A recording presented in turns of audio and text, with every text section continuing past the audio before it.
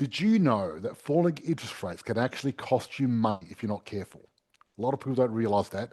The people in every other sector in Australia have become better at producing more with the time they put in.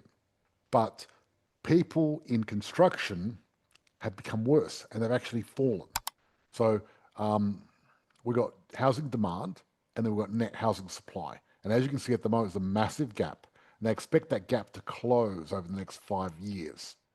That's what they're hoping to. That's their projection. I call BS on this. I don't think it's going to happen. Part of our group and what we do, I suppose, Positive Property, is we do a thing called group by advantage. Basically, when you're buying a property, when you're on your own, it's hard to negotiate the right deal. To do the due diligence is very expensive if you're doing it for one property. But when you do a group, then it makes more sense to be able to do the right due diligence. And then you got better negotiating power, so you never overpay. Morayfield, Yes. what an When you amazing said return. Morayfield, I was actually excited to see that. So Yeah. So 300% return. Now, that's not your average return, is it? no, No. that's crazy. Hello, George Markoski coming to you live. And I've also got Billie here with me. Today, we're going to talk about interest rates. Interest rates are down and what it means for property investors. So if you're watching live, type in hashtag live, and the people watching the replay will type in hashtag replay. We're going to live from our private group in Zoom through to all our platforms. We've got around 9,000 people watching us right now, which is pretty cool. And we've got about 40 people in our private group, which are our members as well. So tonight, this is what I'm going to talk about. Did you know that falling interest rates can actually cost you money if you're not careful? A lot of people don't realize that. So I'm going to go through that and explain why and how this can affect you and make sure it doesn't cost you money, because interest rates dropping, funny enough, a lot of people when interest rates drop, they're like thinking, yes, we're going to make money. That's true. There's winners and losers, but a lot of people actually lose money because of this. And the next thing is, this is the fact. Every 0.25% drop in rates boosts your borrowing power by about $50,000. So yet most investors miss this opportunity. So what else I'm going to go through tonight is skip this and you're at risk of costly mistakes, missed opportunities. And so that's what I'm going to go through. So stay till the end and I'm going to show you some of the suburbs that are actually going to be booming because of the rate drop as well. Now, for those who really don't know me, I'm George Markoski. I retired in my 30s thanks to property investing, and now I lead and teach over 3,500 Australians exactly how to achieve financial freedom. And this is the part at the end. So I recently did a post about Labor's hidden trap from Jim Chalmers.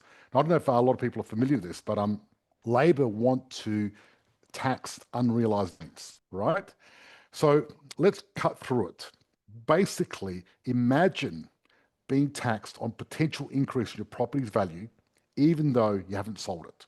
This is exactly what this policy entails. It's like being charged interest on a loan you never took out. Not only is it unfair, but it's economically reckless. Because today they're talking about super balance of 3 million. Tomorrow, who knows? But without indexing to inflation, then what happens is everyone is going to get to that bracket anyway. So I think it's a really stupid idea. And type in the chat what your thoughts are, if you're happy about this.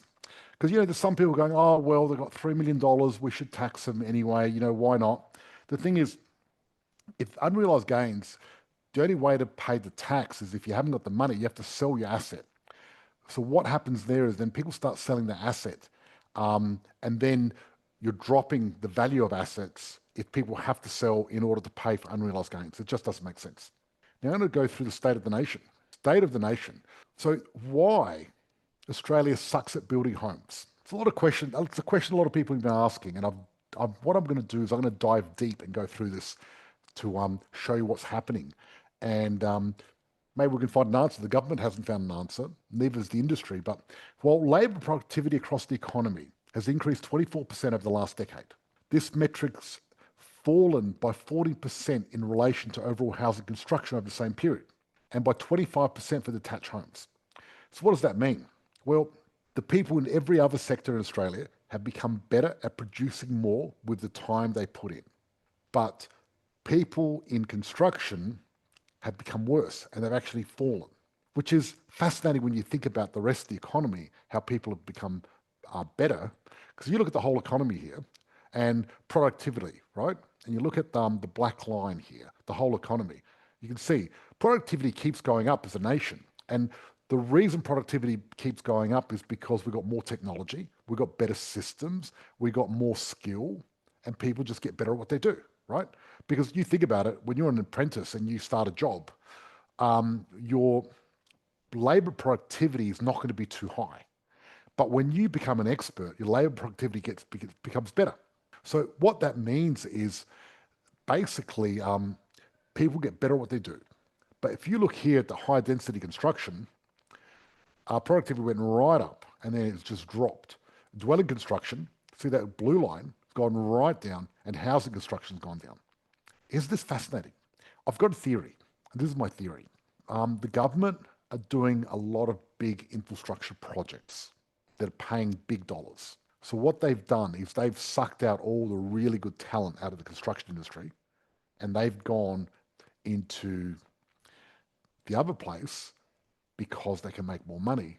So what's left over is people that aren't as good, that can't chase the big dollars. And I think that's what's been happening. What's happened is as the labor productivity has gone down, there's also been a corresponding decline in number of homes built per hour worked. And when you look at that, if you're building less homes per hour worked, that increases the cost of building the house. So the productivity decline results in higher costs for construction as more labour is required to produce the same amount of housing. Also, what's happened is the average time to complete new housing has increased significantly. Why does this matter? Well, one, it takes you longer to get your property, but two, it matters because if you're a developer or a builder and it takes longer to complete a project, it's actually cost you money. Every day you don't complete that project on time is cost you interest, which adds more cost to the project as well. So that's why a lot of builders have gone broke, is because of this labor per hour thing and also blowing out the time frame and them not being able to cut it. So the developers and builders that are doing well, they have got everything dialed in really well, and their cost per hour has gone down instead of up, but also they finish their projects quicker instead of slower. So look at this. This is interesting. Since 1994, the construction sector has expanded at a much faster rate than the population, of the sector growing by 126% compared to with 49 for the broader population. So we've actually got more construction workers than ever here in Australia. So the population is that blue line, and the yellow line is in comparison construction sector workers. And as you can see, since around 1994, 95, we've been going up and up and up in regards to that. So Australia had one of the highest numbers of construction workers per capita in the OECD in 2023. Have a look at this. So in Australia, 5.2% of the population is in construction. If you look at Canada, it's only 4.1. New Zealand is actually higher than us, 5.8. And then you got United States, 3.6, 3.1, United Kingdom, and the average is 3.3 and 3.2. So as a nation, we've got a lot more construction workers than any other place except for New Zealand, probably in the world. And what does that mean? Well, the main reason is because we have a lot. So you look at these countries here, you look at Canada, New Zealand, and Australia. Those three countries specifically have a lot of immigration. And you can tell because they need more construction workers to build more houses for the immigration coming in. So Australia's housing shortage is worse than we thought.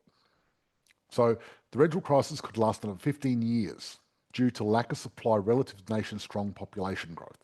So it's projected to worsen by 79,000 dwellings over the 5-year housing accord period. So we've got housing demand and then we've got net housing supply. And as you can see at the moment, there's a massive gap. And they expect that gap to close over the next 5 years. That's what they're hoping to. That's their projection. I call BS on this. I don't think it's going to happen.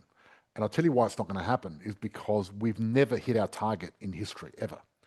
Since Albo put it as a target of 1.2 million houses to be built, we haven't even come close. So Australia's cumulative housing shortage is forecast to be around 300,000 dwellings. Based primarily on forecast population growth, the cumulative shortage will only worsen over the coming 5 years. So this is the current forecast, 300,000, but it's actually could get worse. Why? Construction is so poor. Reason one, construction costs have increased by more than 40%. Reason two, the official cash rate of 3.85% is significantly higher than 1.5 official cash rate when that was in effect in 2017 when construction peaked. So our construction peaked in 2017. Our cash rate was 1.5. And the reason being is when you've got low interest rates, it's actually easier to work in construction because if time blows out, you've still got the opportunity to finish a project without it costing you too much and just easier to get finance. And number three, builders are competing with government infrastructure projects for scarce labour, as I said earlier on. That's the three reasons. So you can see where our cash rate is at the moment, up here at 3.85. And they are predicting there's going to be 2 or 3 more rate drops. But when you look at it, it's not too high. You compare it to 2007, how high it was there. So Aussie house prices are tipped to boom. Bullock admitted that the RBA board had considered cutting the official rate by 0.5 at its Tuesday meeting, but it wasn't the strongest argument in the room. As a result, the majority market participants are now expecting 3 more 25% rate cuts by the end of the year. 0.25, not 25%, 0.25%. So Bank of Queensland chief economist believes a 10 to 15% price increase over the next 2 years is a safe bet, regardless of how many rate cuts the RBA delivers. Domain said that houses could jump by 12% next 2 years if the official cash rate is cut by 1.5 from its peak of 4.35. The auction clearance rate of 71% across the combined capital cities is the second highest early result this year. And that's such a strong result because auction clearance rates actually track with housing prices increase. Have a look at this graph here, right? So home prices tend to track auction clearance rates. The RBA's rate cut has boosted the market, which should lead to higher prices. And you can see the graph here. The blue one is auction clearance rate and red is quarterly price growth. And you can see they track quite a bit.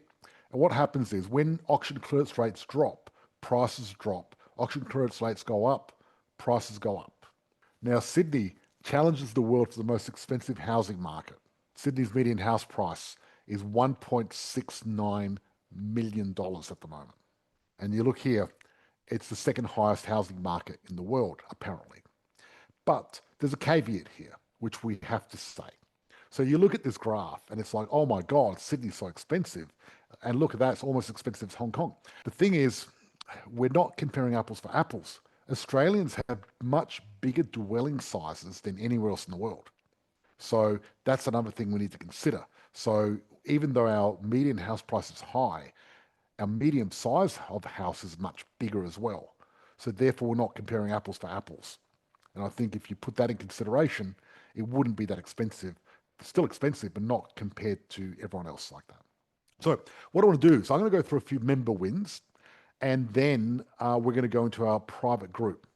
So part of our group and what we do, I suppose, Positive Property, is we do a thing called Group by Advantage. So basically, when you're buying a property, when you're on your own, it's hard to negotiate the right deal. To do the due diligence is very expensive if you're doing it for one property. You're not going to hire a team and spend 20 grand on doing due diligence for one property. It's not worth it. But when you do a group, then it makes more sense to be able to do the right due diligence. And then you got better negotiating power, so you never overpay. And that's one of our promises here, that we never overpay for a property because we go group buy. Now, does that mean you get wholesale prices? It doesn't mean you get wholesale prices because property, good quality property, you're not going to get a massive discount for. But the one thing you don't want to do is you don't want to overpay. And that's the number one thing you want to do. What you want to do is you want to pay the right price where you know you're going to make money, because that's the best price that you're going to pay, right? Because when you're buying a property and you're establishing relationships, business and property and investing is all about win-win relationships. A lot of people don't get that because they think it's a win-lose. You know, you go in, negotiate, and try to screw the builder and get a better deal. Well, the thing is, you screw the builder too much, they're going to go broke, and you're going to get a worse deal. And if they're willing to give you a really good deal and discount their property, well, what is the one thing you're not seeing? So when buying property, you really got to be armed with the right information, with the right team to be able to negotiate. And when you're part of a buyer's group, you've got buying power. When you've got buying power, then you get the right deal every time, especially when you've got people like Adam and myself negotiating on your behalf, because we know the market better than the developers and the builders. So we did a small group of properties in, I'll have a look, Morayfield. This happened probably a year and a half ago. Is that right, Billie? Yep, about that. Yep. And what I want to do is, because we do, 20 property deals a week, we can't go through 20 people every week. It's going to be crazy. So what I've done is I pick a few random people out that I can go through and highlight and celebrate their success. So if you're not on this list, don't worry. We think you're doing a good job as well. But I choose a few people at random just so you get a bit of a feel and see what's happening, because it's good to keep a pulse in the market. And what I want to do is give people these updates so then you can see what's happening. Because, I want you to type in the chat before I go through this is, what would you consider? I'll stop the share for a second and I'll get Kimberly to share that page in a second for me so I don't have to try to control it on my computer. I want you to type in the chat and tell me, when you look at a return, what's a good return on your money? I know what in the bank, what's a good return in the bank? That'd be interesting. I think if you get 3% in the bank, that's pretty good. Let me have a look. What's the top? Does anyone know what the Audio thinks 20% is pretty good. Yeah, 20%. Yeah, no, but let's be real. Let's be real. I think what do you get in the bank at the moment? If you leave it there for a whole year. Let me ask chat. This is the beauty of having chat. 5.9. Let me ask chat. ChatGPT, currently in Australia, if you put money in a 12 months in the bank, in Commonwealth Bank, what is the current interest rate, retail interest rate that you will receive? Adam thinks 10% was good. For average 5% return on shares. Shares. Okay. Damien says a CD would have better returns. Well, look, put it this way. Basically, shares return between 6 to 9% a year on average over the last 100 years. Mm-hmm. Right? So 9 is actually good. 9%. If you look at some of the top funds in the world, if they get 9 or 10%, they're going to be posting all over the world going, this is amazing. Would you agree? And a lot of people say it's great. And, people are chasing, 5%, 7%, 10% if they can get it. But I want to show you the power of leverage and the power of the top 100 and what sort of percentage we get. Let's have a look at this one here. And if you're in the room, I'd love to hear from you as well. So I've got Russell from New South Wales. He bought at Morayfield in 2023. Price was $465. He paid $46,500 deposit. Current value is $575,500. So his return on investment on the money he invested is 237%. Now, how's that for a return? That's pretty good on your money. Pretty good. Pretty amazing. Yeah. Those sort of returns you just don't hear about. And I'm not making this stuff up. This is real. Russell's a real person. Mm-hmm. Yeah. And he's a yellow belt. So yellow belt means he's got two properties now. Now let's go to the next couple. And I think Steve is actually in the room, which is great. He's in the house, yes. Okay, Steve's got an orange belt. He bought for $440. He paid $44,000. His property's worth, I'm going to get Steve on actually. We're going to talk about this. His property is now currently valued at $574. So he's made a 304% return on his money. Now that's phenomenal. Good photo of you there too, Steve. Do you want to, Kimberly, do you want to stop the sharing and put Steve on? Hey, Steve. Good, mate. Looking good. How you doing? So look, Morayfield. Yes. What an amazing When you said Morayfield, I was actually excited to see that. Yeah. So 300% return. Now, that's not your average return, is it? No, that's crazy.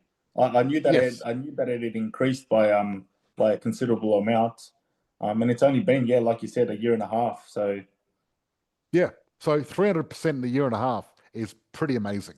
And this is the sort of stuff that we're doing. And, Steve, we sort of, I want to talk about your journey here.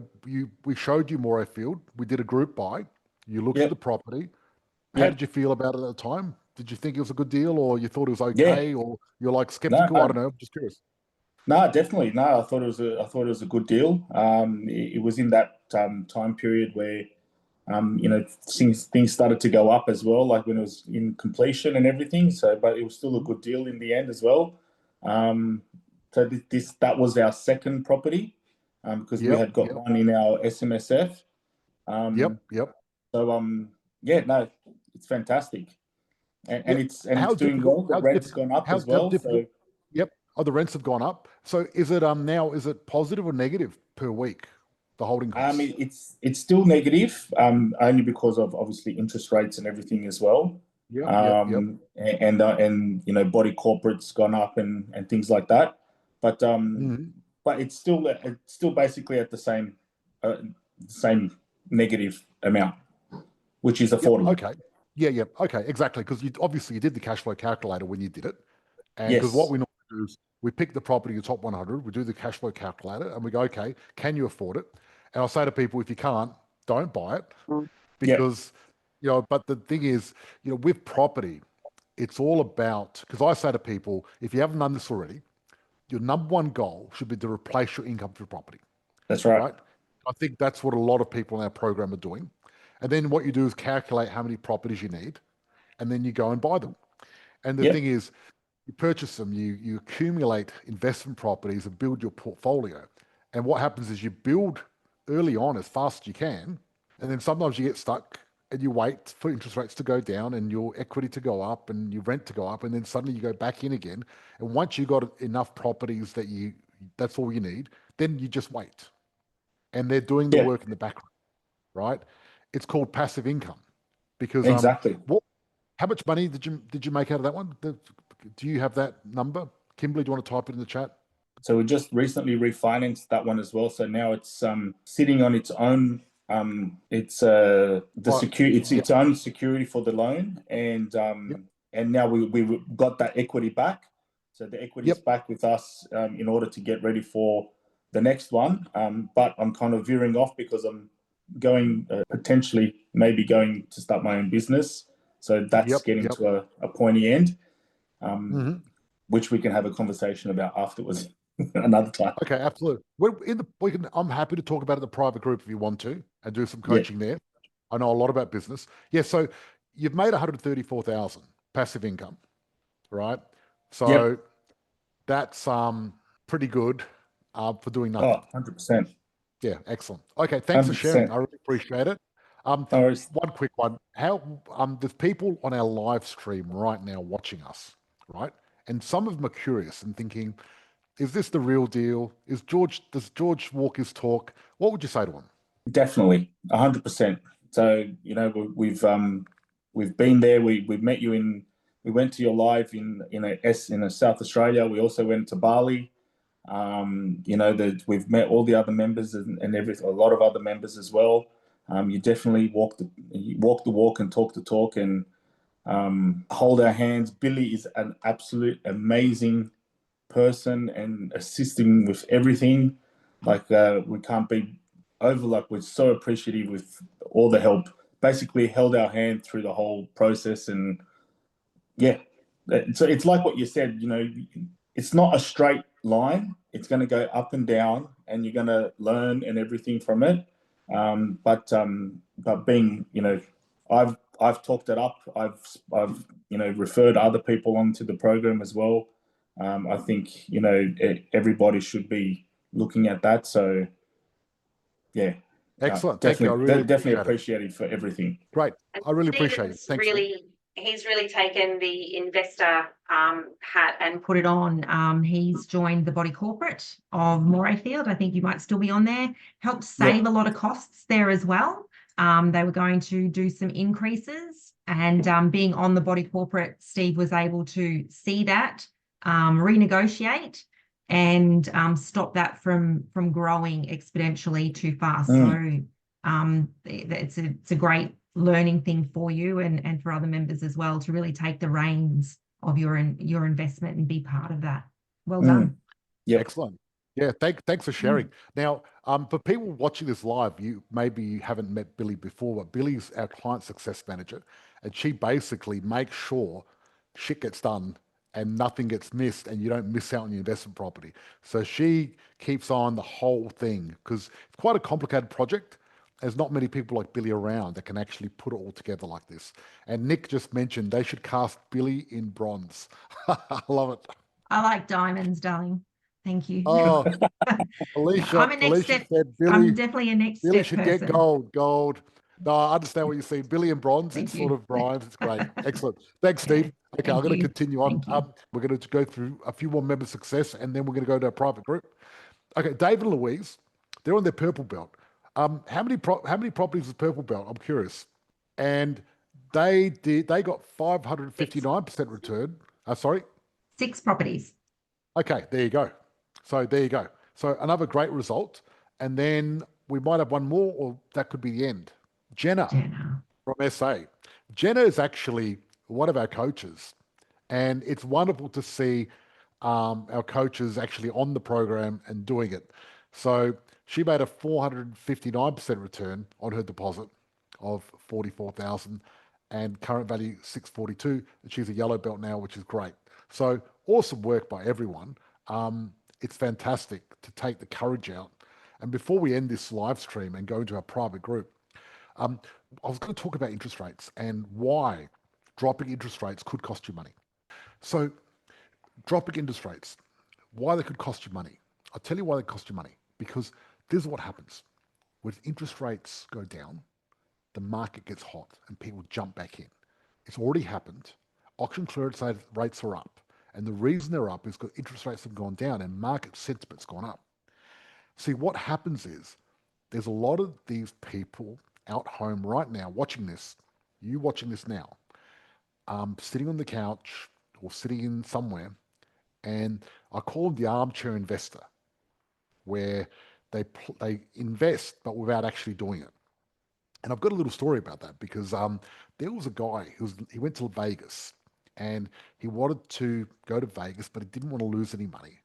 So what he did, he decided to play the mind game. I don't know if you ever played this game where you go into a casino and you look at a number and you pretend that you're betting on a number, but you don't actually put any money down and then see if you won. So he kept playing the mind game all night and he didn't lose any money, but he lost his mind. Anyway, so basically a lot of people out there are waiting, sitting around, waiting for more information, waiting for the signs to come that the boom has started before they jump in. And what happens is, invariably, they miss the boat. And when they miss the boat, they lose money. Why do they lose money? Because as you saw in Moorfield, the property worth 440 a year and a half ago is now worth 685. So now to jump back in the market makes it a lot harder. And some people get priced out of the market and never get back in. So you've got to be careful about that. So if you want to take advantage of dropping interest rates and you're watching our live, what I'd like you to do is type in, if you want some help, you want my team to personally reach out to you, type in #interest and my team will reach out. Thank you for watching. Now I'm going to go into our private group and we'll do our Q&A and dive deep. Thank you.